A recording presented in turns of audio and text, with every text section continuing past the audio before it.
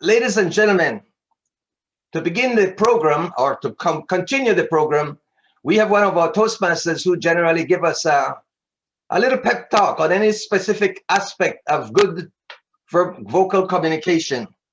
And this gentleman has been a member of this club since its inception, this part of the club. And he's going to present to us a presentation entitled Technique for Persuasive Speaking. Ladies and gentlemen, please help me welcome Arden Cayetano.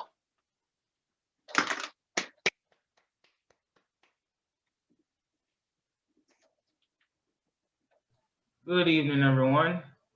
Can you all see my screen? Yep. All right, perfect. So this evening's educational tip is about persuasive speaking. It will be a two-part presentation. This presentation is a general overview, and next week's presentation will be about the techniques. Persuasive speech. The main objective of persuasive speeches is to influence the thinking and behavior of listeners. The ability to persuade, influence, and build consensus is one of the most important skills that you can use in the workplace. If you attempt to add one skill to your toolbox to make yourself better in 2021, I would definitely suggest learning how to use persuasive speech at work. In terms of influence, there are three ways you can influence people. The first way is through inspiration. And with inspiration, your goal is to excite your listeners about your topic, whether that be reinforcing their existing ideas or maybe changing the way they look at things a little bit. For example, sermons and commencement addresses are good examples of inspirational persuasive speeches. The other way to influence people is to convince them. You want your listeners to change their opinions or to develop the same opinion as you have. Maybe you may not want them to change their mind, but you just want them to be thinking. And debates are a good example of that type of influence. And the other way you can influence people is to call them to action. You want listeners to do something after hearing your presentation, such as sign a petition or read a book or buy a product. So it's good in the sales perspective. Persuasive speech has different characteristics. The ones that are consistent across the board is that your message must be clear, must be brief, must have context, must be impactful, and must have value. That means that if your message is not clear, the audience will not be persuaded.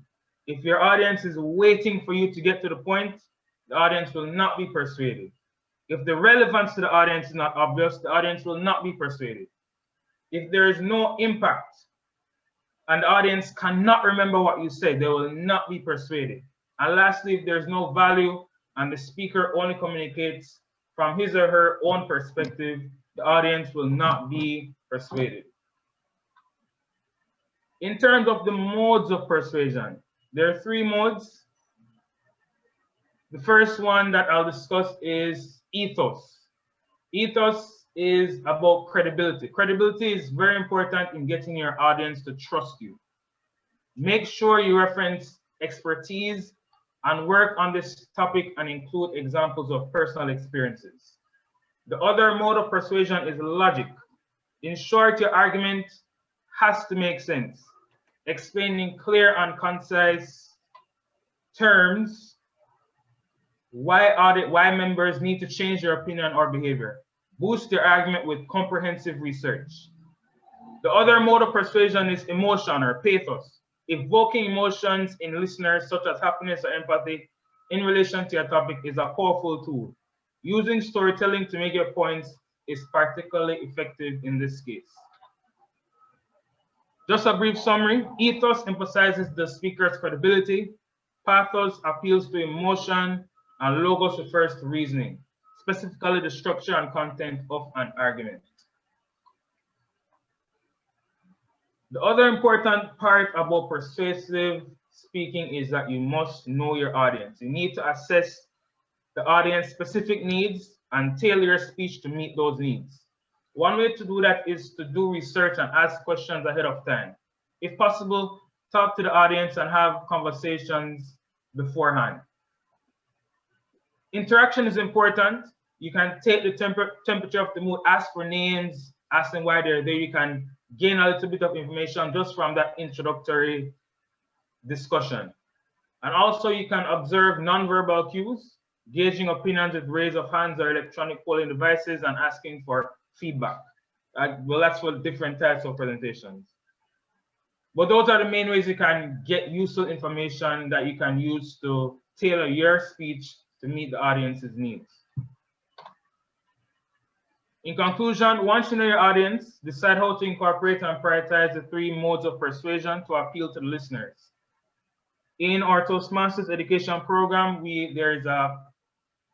there's a pathway called Persuasive Speaking, and there are a lot of valuable tips in there. So if you guys want any additional information, feel free to research that yourself. And that's